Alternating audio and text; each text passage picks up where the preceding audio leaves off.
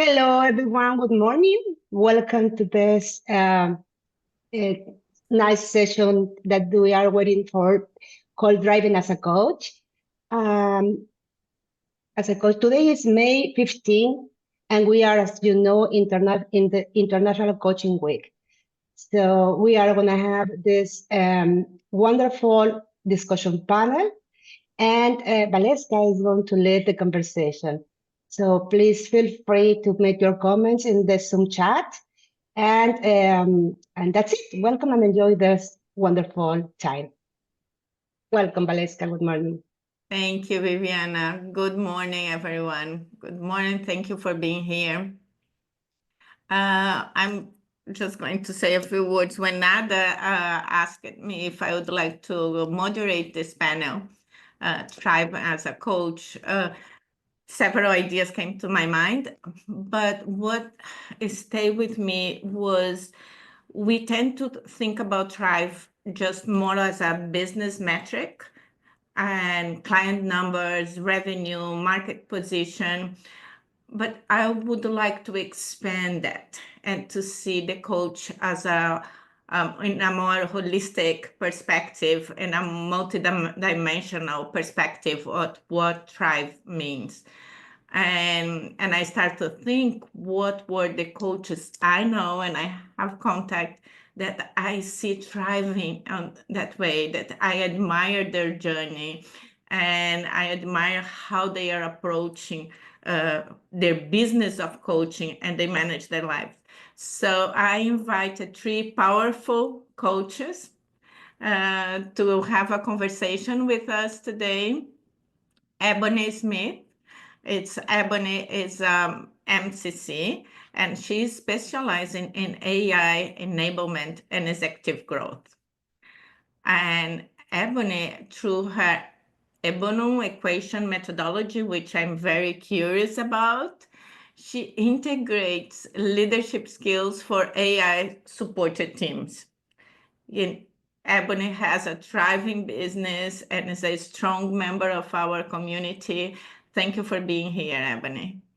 Marcia. Marcia is an executive coach with more than 30 years of experience guiding strategic transformation across multiple sectors. She is a former Microsoft leader for 20 years, I think, right, Marcia, across Latin America and the US. And she has a master's in leadership and she's a PCC. So, Marcia, thank you for being here. And then Juliana. Juliana, we reconnect on the last few years. She's founder and CEO of One Purpose Talent, and with more than 15 years in HR experience at PwC. And her coaching is focused on sustainable greatness through enthusiastic and empathetic support. And Juliana also has a thriving business since we met maybe 4 years ago. Juliana is now really busy and expanding your organization much beyond Florida, as far as I understand. So I want you to welcome our panel and let's start the conversation. Thank you. Thank you for being here and making the time for us.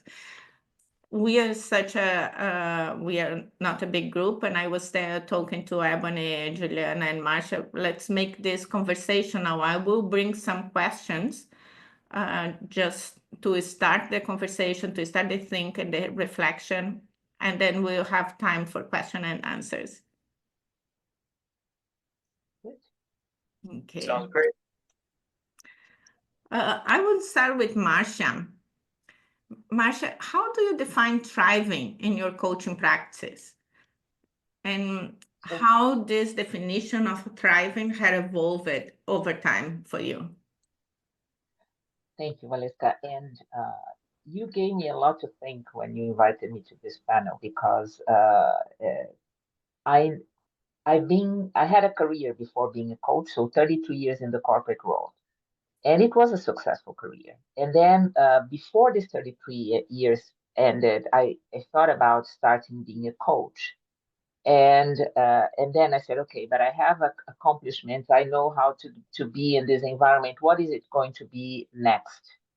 And I noticed patterns in my career of 10 years, right? 33. And this year, I've been 10 years in coaching. So this is my 10th anniversary as a coach. And so now what I think is thriving, so it changed over time, right?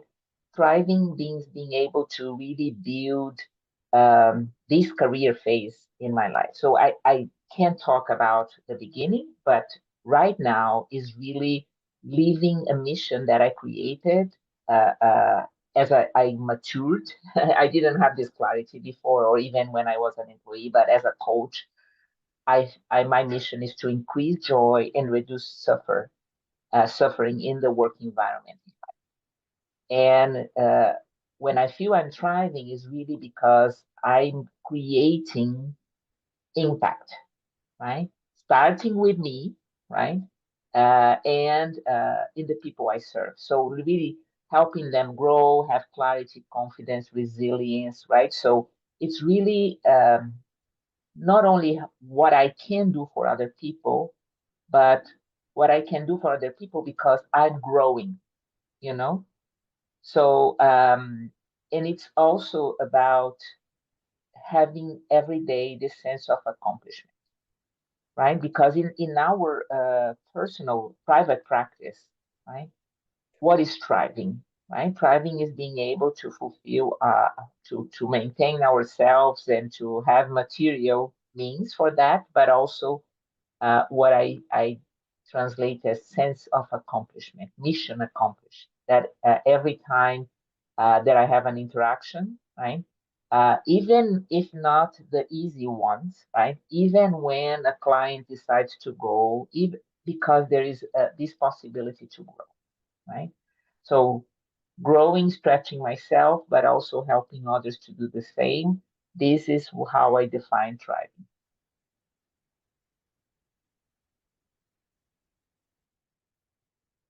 You are on mute. Yes, thank you. It caught my attention that you mentioned it's increase joy and reduce pain. Yes, reduce suffering and pain. Yeah, and so it's bigger than when I was an employee, right? So when you are an employee of a company, this is more like the metrics, the goals, that everything that you have there. When we become, at least I speak for myself, when I become a coach, right? Of course, I want to provide to my family, but what else is a metric that makes me feel, especially because I live it metrics and numbers and measurements for many, many years, so it's part of me. How do I feel I am really doing good in the world, right? Starts with me. So I am my own measurement. It starts with the people around me, my family, my friends, and what I notice in the impact that I have on them and in our clients, right? So even the ones that are not super happy when we challenge them or something like that, most of the time is happy stories, but not always. And these are the special ones. I consider the special ones because there is a teacher in every person we interact. Right? Thank you. Thank you. Thank you so much. Juliana, how Marsha was talking about measurement, right? How do you measure success in your coaching practice beyond the traditional business metrics? Well, that's a good question, Coach. I'll say that also coming from having worked at an accounting and audit and tax firm, it's we have to redefine success, right? When we don't have those tangible metrics to like go by.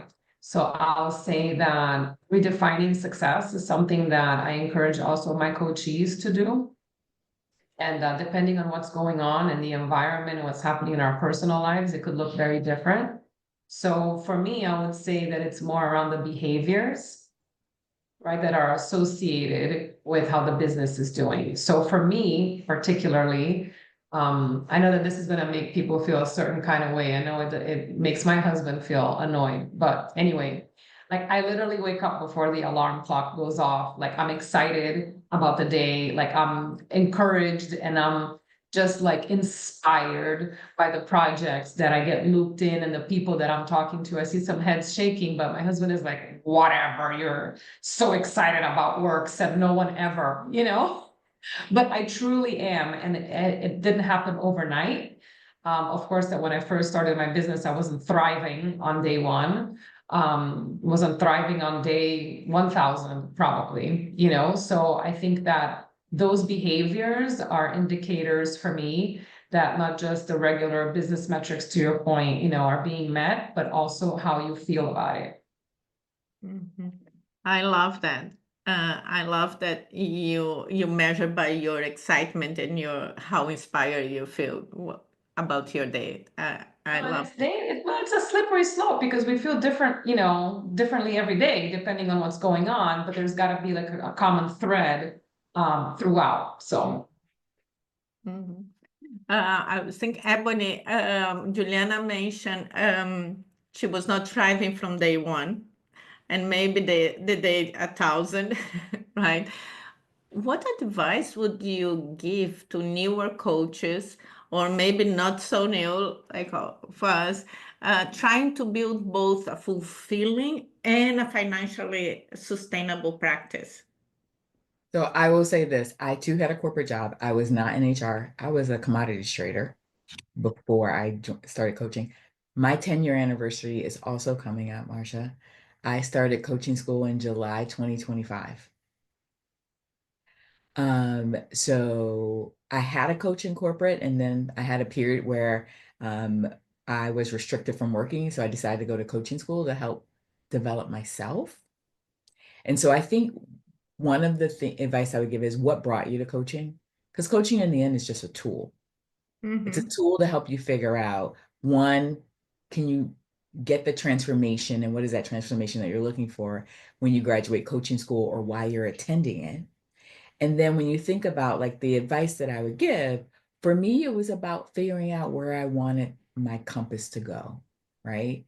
And so in that personal transformation, it then led me to think, did I want to go back to a corporate job, or should I plant my flag here? And so I decided to plant my flag in corporate, inside of my own corporation. And I registered my business while I was still in the middle of my coaching program. And I was like, I'm going to figure this out. And so the definition of thrive is to progress towards or realize a goal despite or because of circumstances. And so for me, thriving was really about how can I grow this into something that may become as lucrative as my former corporate career, but if I give myself grace along the way, and I always keep my goals as the guiding light, my compass, then I'll get there eventually. And it's about, you know, one, did I have a good sleep well at night fund? This is what I call my swan. The enough money I needed to live and resources so that I could feed myself and continue to pay my obligations. But my advice to newer coaches, and these didn't exist when I graduated 10 years ago, platforms. And I thought, I'm like, do I share this with them? Platforms are great because many coaches, when you finish your coaching program, you're moving towards credentialing. You want to get your ACC, you want to get your PCC, others may want to get their MCC. What the platform takes away from you is all of my 2,500 hours, I close those deals myself. And there's muscle memory closing every coaching hour that you have. I've never been on a platform, so I can't speak to the benefits there. But what I will tell you is the muscle memory I got from closing my own deals, having developed my own methodologies and my own frameworks. I was so afraid of copyright that I was doing research and reading articles to develop my own methodologies and my own framework. So even though I graduated from a very popular coaching program, I stopped using their materials within a year of graduating. And I read books. Who are the OGs in the field? Who are the first top 20, MCCs that started coaching programs, that wrote the handbook?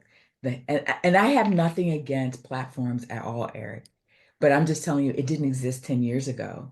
So one of the things I got the benefit of was I was able to get the business development experience in order to help my business thrive. So one may solve an immediate need that you have for resources on the financial side, but it also could stunt your growth for sustainability to thrive 10 years out, right? And some people may like, oh, I want to be a bench coach. And that's great if that's the way that you want to grow your business, and maybe it's more lifestyle. For me, because I had such a successful corporate career, I knew it wasn't going to be a lifestyle business for me. And so I needed to understand the business side of coaching as well as develop great coaching skills. And so all of that comes through going through the churn cycle with the client, developing coaching plans, learning how to talk to HR business partners, learning that I coached in the beginning C-suite -1 quite often. And what did it look like for me to talk to the CFO of this publicly traded corporation about his employee he had in coaching with me? And understanding that, it's a triangular, you have to triangulate the relationship when you're coaching in the corporate side, the client, the sponsor, and you. And those are also skills you develop because they want to know methodology. While the people leads and people ops people may be involved in the mix with vetting me and chatting with me about the things as you're coaching at that level. But a lot of it really is understanding that you're grounded in your methodology. You can state it clearly. I have pathways for coaching developed. All of these things I did myself on like little PowerPoint slides in the very beginning. I didn't have somebody do it for me, and really just kind of honing it with every session, developing tools and mantras, deciding, do I bring in meditation? Do I not bring in all of these other holistic wellness things inside a corporate coaching relationship? And I would say for me, fulfilling and also sustainable, because these are the wellness things I use to keep myself thriving. How do I introduce these to my clients in a way? So my advice to newer coaches, to sum up the story that I just told you, because I'm not being a coach now, is one, figure out what the right mix is so that you can figure out how to close deals. Because every pitch you make is you take something away from that. And then two, how can you begin to create your own, some models and methodologies that are based on other people's research? And I credit people back and I say, I took this from this one, I took this from here. These are things that I've developed that have helped clients thrive in my practice. And so that's what I would say to them. Figure out what's your IP, intellectual models, frameworks, and then get in there and decide how much time you're going to spend to business development. By the way, I'm 90 minutes a day. 90 Wow, minutes 90 every minutes. day. Yeah. 90 minutes on frameworks, methodologies, and outreach. Yeah. And if I could just tag on top Yes, of that, yes. Ebony, it's exactly right. I mean, it's I'm in my 5th year of coaching, and it's just now dawned on me that sitting back and waiting for consultations to show up is not the right way to go about this. The way to go about this is to tap back into, for me, a lot of the journey is tapping back into my experience in corporate too. And we would never sit around in the magazine business just waiting for an advertiser to show up and say, hey, we'd like to buy pages in your magazine. We had to hit the streets with a presentation and a compelling pitch and go talk about results and pain points and everything else. And so now it occurs to me, and frankly, this is because of the platforms. The platforms have fallen off a cliff in the past 2 years for many coaches who are on the platforms are having a harder time finding income there, finding clients there, etc. So it's forcing it to the streets. So Ebony, in many cases, I think, yeah, I wish I had been out pitching business for 5 years. And I'm surprised it didn't occur to me sooner, considering that this is the way my entire life worked, pitching business and winning business. But there's a fault, I think, in the schools, right? Where there's so much emphasis on I'm not blaming anyone, but I'm just saying there's a big emphasis on, sit back, master the consultation call, and that sort of, I don't know. There's more to it than that. A couple things though, just very quickly. I can remember seeing a friend that I hadn't seen in a few years. He was a photographer. He's also not thriving. He's barely surviving. And we had a discussion when we were traveling together about the difference between surviving and thriving. And it's everything. It's not just money. It's also about the quality of work, the quality of the people we work with, the kind of engagements we'll accept. We all know what it's like to, at least I assume we all know, what it's like to take a client that we don't really want to work with, or keep one on the roster because they're paying the bill that we don't really enjoy working with. And that's a version of not thriving. At least for me it is, right? Because it's not the inspirational work that we get in here. Ebony, you mentioned that coaching is a set of tools. I really like that. And beyond that, it's a profession too, right? And so we sort of, us here, we take it as We're a profession. We're professionals. We have our own toolkit, Eric. I'm going to clarify that for you. We are professionals and we have our own toolkit. Coaching provides a set of tools, and we get it standardized through the ICF. But oftentimes in the coaching relationship, they also want you to bring the things that came with you before you became a coach. Whether it's language, culture, that you're a yoga teacher, that you came from, a big four accounting firm, that you understand the audit process, because you're going to then understand the pressures that they may be under, especially if you're in a corporate environment. If you're a wellness or a life coach, then people want to know, like, how did you do your transformation? All of those things get containerized by the toolkit that this is my opinion, by the toolkit that the ICF gives us. Coaching is always just a toolkit. You can lean on that toolkit to build yourself something, or you can lean on that toolkit to repair things. But in the end, there's a whole other version of you that's outside of the 125 hours that you spent coaching, right? And so when you reconnect those toolkits with your purpose and your passion, then you get a business in which you can thrive. And so these are my opinions. Nobody has to take them. But coaching for me, and the way I was taught, and my first coaches I hired, they always said to me, remember, this is a toolkit. This is just a toolkit. You can graduate from coaching school 10 times and still never land a client. You're going to have to figure out what problem you can work with the client on resolving and helping them have a great listening ear. But in coaching school does not make you a coach. It gives you tools that you understand so that you can work with people who want to partner to thrive. It's very different. I don't have it as, yes, we are all professionals, but coaching itself is, for me, and when I teach inside my own ICF Accredited Academy, it's a toolkit. You still get to be who you are. We'll walk you through your own personal transformation. We'll give you the blueprint along the way, and which methodologies you can bring in, how you can become a better listener, how you can ask better questions. But in the end, if you choose not to use those tools, it won't make you a successful coach. So Right. sorry That resonates with me a lot. And it's interesting, two things. I think the platforms made us comfortable. And to leave the platforms and really do what you were saying, just, practice your own pitch and go and fail and learn again, that involves to leave the comfort zone. When the platforms came, it was so comfortable for most people. You don't need to do anything. The clients just come.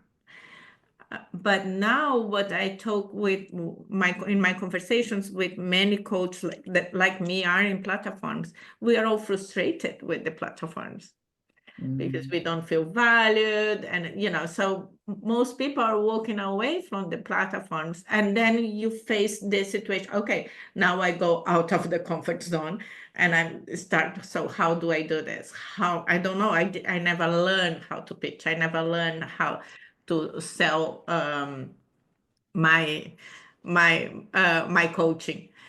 And the other aspect also that I think is super interesting that you are bringing is this perspective of you as a whole person, as a coach. People. And you bring who you are, and who you are is your history as well, which was also something that my experience in the coaching school was not was not that what I heard. And I think this goes right with what Marsha was saying. You know, it goes through us first, as a person, as an individual, and the fulfillment comes from who you are and the experience you bring, you put on the table. So that I love that. I think that is a very, very enlightening perspective. And by the way, I'll tell you this, as you begin to thrive and different versions of you as a coaching professional evolve, I very rarely lead with the fact that I'm an MCC. I remember I was at a conference with people, there was a lot of coaches there, and it was a small group, and we were going to be together for about 4 days. One of the women at the end of day 2, she says to me, "Oh, have you considered that you may want to get your ICF certification?" I said, "Oh, thank you. Tell me about why you think that I should consider ICF." And she told me, and I said, "Oh, okay, that's a great observation. I appreciate your observation." And I said, "You should know I'm an MCC. I have an ICF accredited academy. I don't lead with coaching in my introduction anymore because it's not the driver of my business. And when it was the driver of my business, then I led with it. But the things that I do now, do I coach? Yes, but I don't coach anymore. I do a lot of legacy client work. If people hired me in the beginning, they can always come back to me. I'm always their coach. But right now I'm at the scale point in my business. And so I design programs, we do a lot of different things, but I don't spend most of my week coaching anymore, which sometimes I regret. Like I try to do 10 hours a month, but honestly, sometimes I don't get to that in those months anymore. I teach a lot and develop other coaches, but it's just, it changes. Like there's an art to thriving, right? And so there will be periods probably coming up in the next 6 months where I'll take on like 40 clients because I'm all giving them all like 1 hour a month because that's a part of the program that we architected. But I'm not always coaching in that way. So in many ways, I don't lead with being a coach or even being an MCC. I'm very proud of that achievement. It took a lot of work, a lot of effort to develop the skill. But as your business evolves, your perspectives also change and you helicopter up as your business gets bigger and you have a bench of coaches that are like, and I say I don't coach anymore, but I'm doing coaching development with my coaches, not necessarily coaching my clients who aren't coaches anymore. And so what does that look like? And that's one of the ways that, things change as your business grows and you scale a bit more. We have a comment with Soleil and Dorothy. They want to participate. Sure. I just want to mention what Ebony was saying is so important. When you really think about it, is bringing your authentic self, developing your authentic self. And it's true. In the years that I've coached, thinking always, the core competencies and everything needed to be put up front and you need to make, to me, it sort of like walks you like a robot. But then when you start to get comfortable in it, and you start to develop those relationships with those clients, then they can actually see that you're bringing your authentic self. And that's where I feel that energy grows and builds for that person wanting to work with you. So that was a great point because I was reflecting as Ebony was saying that, and it's true. So thank you for that. Sully? Sully? I'm unmuting. I couldn't get it off. So I think Eric has a valid point, and combining what Ebony and even what Marsha said, for me, having been kind of an outcast when I started coaching because I've always been multidimensional and multi-level and trying to present that, it was not clearly understood or seen as it is today. That became mainstream now. It's okay to incorporate different gifts that one has into who you are as a person and as a coach. I had ran a very successful international business in international business development in many countries, over 20 countries, and also speak several languages. So I started to incorporate the cultural aspect when I'm coaching a client. Not only the cultural, but the mind, the mental aspect, the emotional aspect. So that's why it created a different approach. And to Ebony's point, yeah, it becomes part of what we call a toolkit that we went to school for. But in part, what Eric says, we were trained to present projects and sell them, right? And that, as a business owner, that was part of the process. But understanding the energy, we're not out there to sell, but your own energy attracts people to what you do best. So it's a combination of the tools, but also who we are. Are you trained in energy? Are you trained in as a mental, in a mental capacity to identify mental issues, emotionals, positive? And for me, I'm focusing more and more in higher consciousness, and spirituality is a great part of it because a lot of it is off balance. And when you bring that and you speak about it, people, you attract you attract the people that you really meant to coach. Rather than selling, we are showing what we are and what we do. And you're right. Doesn't matter if you're a PCC or an MCC. I get Ebony's point. That was part of what the foundation we needed. But we thrive when we find out what gifts we have and how much we can, give to others to impact their lives as a coach with the foundation that we have. And thank you, Sully. Thank you. I'd like to move for looking at the coach as a person. And Marcia, could you share with us how do you maintain your own well-being and avoid burnout, stress, whatever, while you are engaging with your clients' challenges?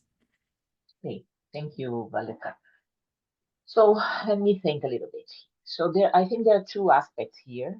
And nowadays, I think there is an umbrella here. So the umbrella is the oxygen mask instructions that we receive when we are flying. So you have to take care of yourself first, right? And even if it seems weird when we have kids and they say you have to do that and everything, we learn about that. But there are two perspectives here. First is there are things in life I can control and others I cannot control. And the more I mature as a coach or as a human being, right, I'm getting that, you know. So do you remember? I think all of us, or most of all of, when we learned how to write cursive, right? That we almost had this with the tongue on the side, doing a big effort to do that, right?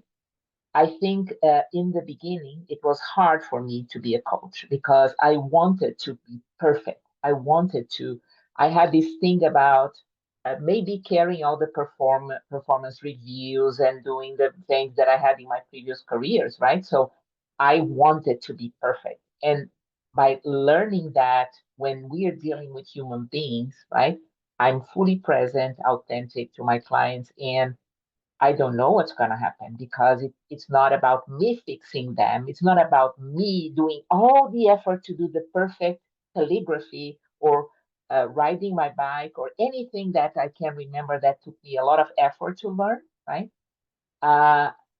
When I relaxed over the years, right? I put myself, I'm always learning every day. It doesn't matter the level, the credential, the experience, I'm always learning. So every client is a teacher. I think over these years that I'm now, the blessing that I considered the first time I got fired by a client, because that time was like a liberation of I don't have to be perfect. Because yes, I'm not the perfect coach for everyone. There will be clients that want to work with me. There will be others that do not want to work with me. And it's absolutely fine. And I feel the same with certain clients where I have to be, I challenge them. I said, do you think I am the coach for you? Because I'm challenging you in a way that I'm not sure if it's working for you. This is absolutely liberation. This is like when you learn how to ride a bike and you say, hey, no hands, no hands. You know, that's a good feeling that I'm having right now. So being back to being a learner every day in every coaching session, or even when I'm facilitating, or because every time I go to facilitate a course, and there is no difference between coaching and this, I don't know the group that I'm going to face in front of me.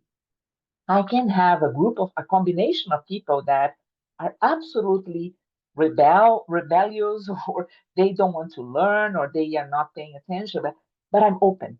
I always go with this learner mindset. So new group, new person, new day, and everything. So sometimes these people are teachers, sometimes they are masters. And the hardest, the better. So this is one thing from the philosophical perspective. From the really well-being the body. So what I do is the more I can, I move my body, walking, stretching. I don't go to the gym right now. Maybe I will. Sleeping, eating well. I don't want to diet. I'm not like super structured with that, but I have this mindset, especially moving. The walking is super important. We sit a lot as a coach. So I stand, I move, I do kind of, because I need my body to have blood flowing. If the blood doesn't flow, I don't have my brain working, and I'm not a good coach. So this is super important for me. And pre-sessions, I always take really deep breaths, not that I take 5 minutes. I don't have like a timing for that, but I take a few minutes to check what happened in the previous session with that client, and I take deep breaths. I always have water beside me. So this is pretty much like a package for body. Stretch and move between sessions. Like even if I have back to back, I stand, I move my legs, I do that. Water and breathing. So these are the body taking care, but I think the mindset is really so. It's so liberating. The first time I got this client, I even remember the day that I told this person, I said, we've been working together, right? I'm challenging you. It seems you don't like the questions I have to you, right? And you keep coming. So do you want to keep coming? Because I am going to keep challenging you. And then she kind of said, no, I don't want you anymore. I left, of course, that day was like, oh my gosh, I did something wrong. Like deep down, this judgmental thing still exists inside of us. The thing about acing the test all the time, but reshifting what acing the test means, for me, it was the best accomplishment that I have with me. And even saying this out loud in this panel is such a good feeling. So good to talk to all of you about this. Thank you. Thank you. That is great. That is great. And I like how you take care of yourself in all the spheres that involve your person and your profession. Juliana, on the same line, can you share with us maybe a time when you had to realign your coaching practice with your personal values? Yes, so I actually have a moment in time when that happened. So I think maybe it's a storytelling time. Because I do think that there is a fine line between being a great coach and facilitator and also a business owner, right? And managing the client. So I have always had a big mouth. My mom is still working on me not having a big mouth, and what you see is what you get kind of thing. So I don't have all the words. I'm not that person that is gonna like kill you with all the words that no one understands. Like I'm very practical, and this is my style, and it resonates with people. Not everyone, but with people. So I got hired by this client to do a 1-hour session back in the day when diversity was still okay to talk about. And that was, is still one of my areas of expertise, and it was with their leadership team. So, because it was a leadership team, they're paying top dollar. And I'm telling you all this to give you context between the coach, the whole person, and the business owner. So you manage the client, is in front of their leadership team, they're paying top dollar, they went through the content, they're okay with it. It's the Super Bowl, it's the day of the thing. They are all in a boardroom, okay, projecting the computer. So they have me on mute and everyone is in the room. 5 minutes in, I'm going through my slides, I'm doing my thing, and I see that they're all having a conversation. And they're all talking and they're not looking at the screen, and I see there's something that's happening. So I kind of like stop what I'm doing and I'm like, is everything okay? Do you all need something? Should we take a break? Like, what's going on? And the main person kept on going like this to the camera. Like this.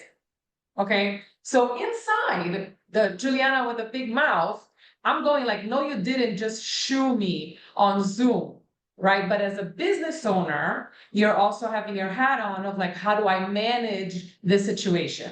So this went on for about 20 some minutes into the call that I'm presenting, I'm doing the good work, right? I'm doing the thing, asking them provoking questions, da, da, da.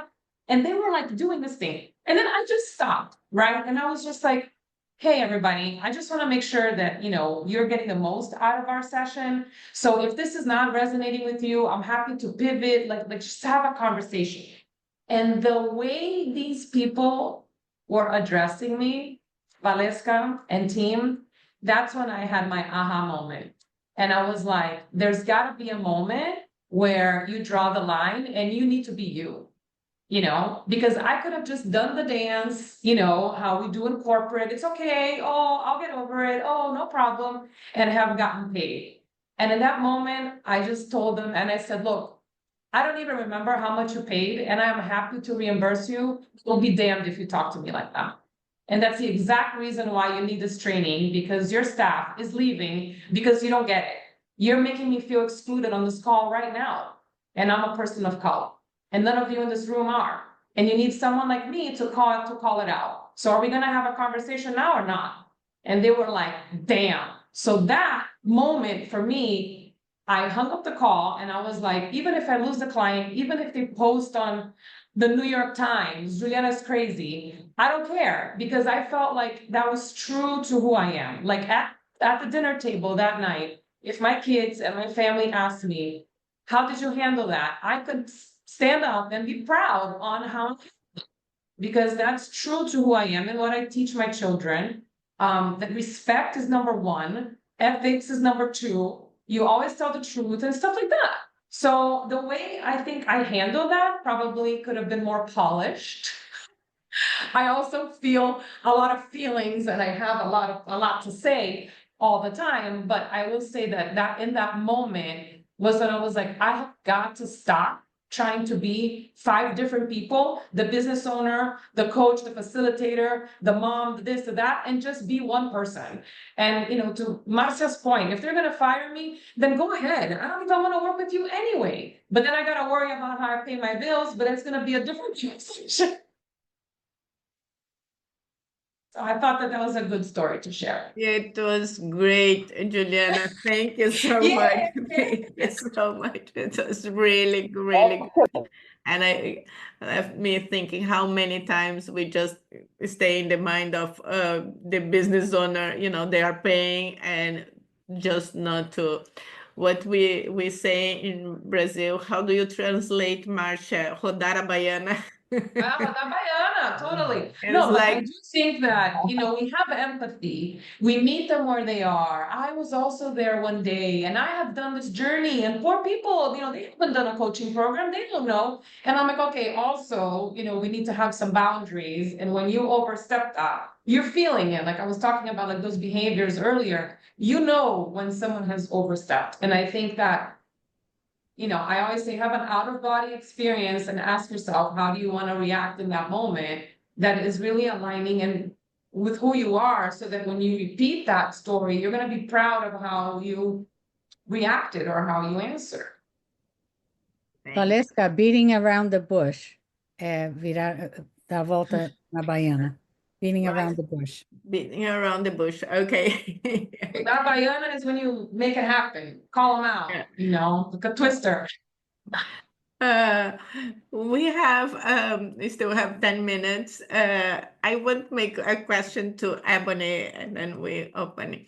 Ebony, what are the key business practices that have contributed most to your sustainable success as a coach? Because I see that several coaches have ups and downs and things, but how do you sustain your success? One, I know I'm not going to win every day, but it's the consistency that helps me win more days than the days that I lose. My business has retracted, it's grown, it's multiplied, it's retracted, right? And so what are the signals that my economic client base are showing me to let me know that I need to gird myself and put in infrastructure so that we can at least sustain? And like some coaches, I'm addicted to coaching. And so I have a whole coaching team for myself. Mm-hmm. Because once I get myself out of a silo, I can be walked through. I'm coachable, right? So whether it's, coaching programs that I'm in for different aspects of my business to help it grow, or programs that I'm in for my own personal growth, right? Even like my Pilates teacher and my trainer, they're my coach. Like she's like, you need to work on your posture. You're not going to be able to do whatever. You need to bench a little bit more. You didn't walk enough. My nutrition coach, like, oh, how's it going? What does it look like? What have you been eating? That explains it. So, like, just making sure that you have a community that can help you thrive, to take you through the moments when you will need more resilience than maybe you have in your reserves at that time. Right? That person that's the ear, like the role that we serve for so many others, like making sure you have those roles for yourself. And, being in community, having other coaches that I talk to, I bounce pitch ideas off of, oh, the client's asking me this. And my feelings are real, but are they true? Right? And so I have a couple people who give me that lens. Yeah, you're just in your feelings. I was like, oh, damn. Okay. Right? And having those people, being in community and doing it alongside of it. The people that I went to coaching school with are the people that I still call all the time when I want kind of the coaching perspective mixed with a little bit of, hot sauce. So I'm like, don't coach me, and she's like, oh, I'm not gonna coach you. You need a kick in the ass. This is why it's not working. She goes, because this is what you say to me. And a prime example is having like the truthful conversations. And so it's a difference between being polite and being kind. Do you have enough people in your life that'll be kind because kind is clear? And polite just means they're not going to always tell you the truth about where your next step is. And so having the people that will be kind because they're going to be clear while still being respectful, but also push you towards the discomfort and maybe giving you a kick in the butt when you need it. And so this particular friend, she was my first peer client when I was in my coaching program. We decided when we graduated, we would stay lockstep. She coached more than I did one-on-one. I eventually migrated my business into doing a lot of facilitation, but she goes, you can never be more than 50 hours away from me in your coaching log, so that we could hurry up and get our MCCs together. She goes, we promised we would become MCCs together. That conversation kept me there. It was the community, right? Because I probably wouldn't have done it if I'm being truthful with you. But she said, oh, we need to start our training. We need to do these things. And I have conversations with her. She recently had a baby, maternity leave. And she's like, oh, I'm going to do this podcast. I said, what you need is clients in the door. Until you get X number of dollars signed and contracts and SOWs, not one podcast episode shows you record or participate in. You need to do business development. And in that accountability, I am going to review your daily activities towards your own business development for the next 30 days. And when you hit this target, then you can do some of the fun stuff you love about coaching. And she's like, oh my gosh. A week later, she goes, I needed that. I said, I know, but you trust me because we've been in community so long that you know I had your best interests at heart. And so community, that's what I would say. You need community. You need good people that understand where you are, that want to help you get to where you would like to be. This is music to your ears, Eric, right? We had a big conversation about community yesterday. I love that. Yeah, I couldn't agree more. I mean, I think, the support and accountability that a community provides, as well as the understanding and the shared visions, each individual, but yes, each going their own place, I think is so incredibly important. I'm so glad that I'm thankful that Ebony brought it up. It's very, very cool. And I think it was Ebony who just said something that I said yesterday, which was if I had not discovered the communities that I discovered, ICF South Florida being one of them, I don't think I would have survived the early years of me being a coach fresh out of school with nowhere to go and no real ideas as to how to survive and succeed. So I'm very thankful to the ICF members, Ebony being one of them. That was right here the day I showed up for that first masterclass. So thank you to this community. Yeah. So let's open the last few minutes for the community.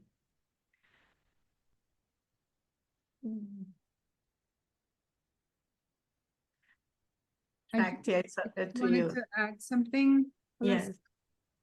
About what Ebony said and everybody else. I think we are in a profession where coaching, there are a lot of coaches around the world, a lot of them not so good, and that have been, especially in my country where coaching has been growing and no standards, no one that they can report to. I told a client on Friday, I said, if you find something that's unethical in my practice, you can go ahead and report me. And he was like, wow, I needed that. I needed to hear that. And just to say that we need to differentiate ourselves. And like Ebony said, methodology, something that's tangible to our clients, because coaches are out there by the millions. And I wanted to thank Ebony because this is what we need, to have something that will position us in the market that we are, in the niche that we decide to work with, because just the credentials is not going to make it. That's where we are today. So thank you, Ebony.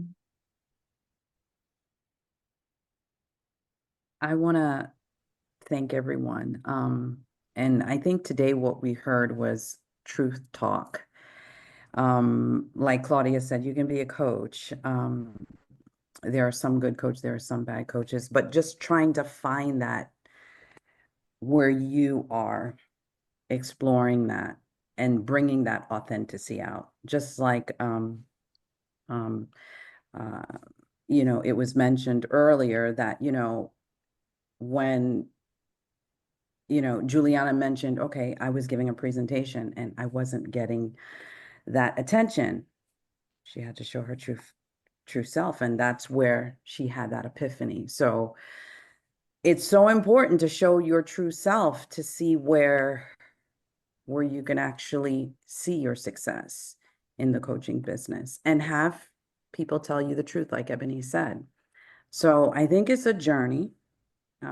Just like Marcia said, you'll have your ups and you'll have your downs, and you'll have the years, but it is important for that community. So I want to thank everyone for giving me all of this good knowledge and being able to take it with me to be able to see, things that work for me. So thank you very much.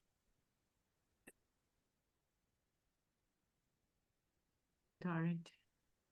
And by the way, I found my business structure at an ICF meeting. The business coach I eventually hired and have been with since that meeting, I found her at an ICF meeting, an ICF South Florida meeting. And so, if not but for leadership of the chapter at that time, I wouldn't have met the coach that I clicked with that helped me figure out the pathway to scale my business. And so that's where engagement and community really does matter. And programming matters. It doesn't matter if like 100 people show up. You need 2 good people to make a connection, and boom, you've done your impact as a coach. So numbers, don't go by numbers. Go by the people that are impacted and engaged. Because those are the things that really, really matter. Would we have had the exact same conversation if we had 50 people on this call? Probably not. Right? So, just think about what's the impact, and did one person get one nugget that can help them really move forward? And I remember, like, I met Paulette and Bobby. These are MCCs that are like in the number when there was less than 100 MCCs. I met them at chapter meetings and chapter events. And so it's inside of their conversations and inside of their encouragements that, I was like, okay, I see this. I can see a bigger vision, because you don't know what blinders you have on until you have a conversation with people who've been a little bit further down the path and can say, this isn't as big as it seems right now, just keep going.